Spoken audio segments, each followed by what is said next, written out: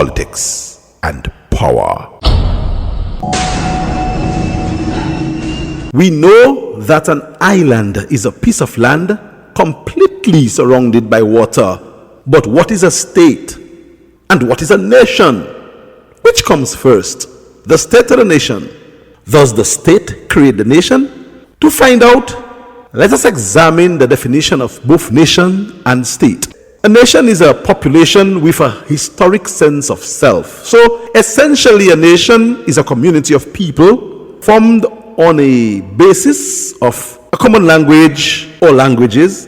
It is a marked territory with economic life or activities, ethnicities, or psychological makeup manifested in a common culture.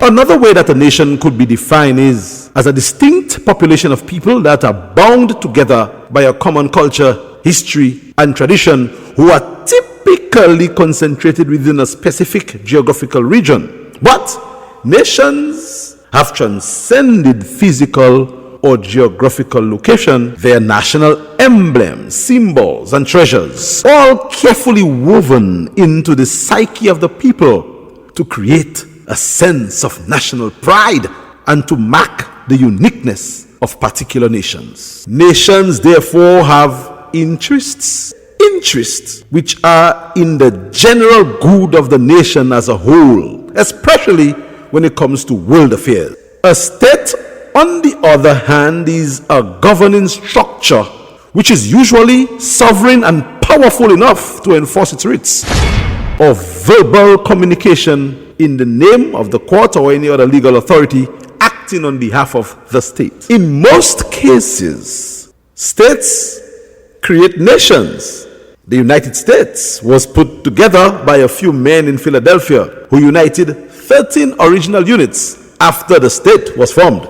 Paris, the state, united many regions, mostly by force, to create France. The constitutional authority of states over nations will be discussed separately.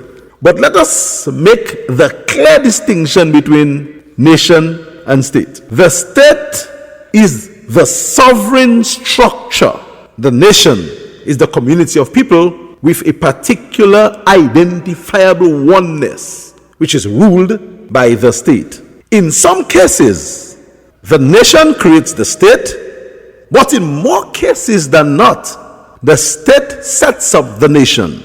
Whichever way it goes, one is governed and the other one rules. The state normally takes on the name of the capital city, which houses most of the apparatus of state, such as Washington, D.C. in the USA, 10 Downing Street in England, Roseau in Dominica, Moscow or the Moscow Kremlin in Russia, Tokyo in Japan, and Pyongyang in North Korea. So, in a nutshell, the country hosts the nation, which is the people. The nation is governed by a state through state apparatus, which is based in a city or the capital of the nation. One feeds from the other, one governs the other, and one is governed by the other. The nation is not necessarily restricted to the particular locality or the country. Nations transcend geographical boundaries, especially strong and powerful and identifiable nations. On this particular episode, we learned the distinction between the nation and the state. Next, we discuss regime and regime types, the governing forms of states, politics, and power.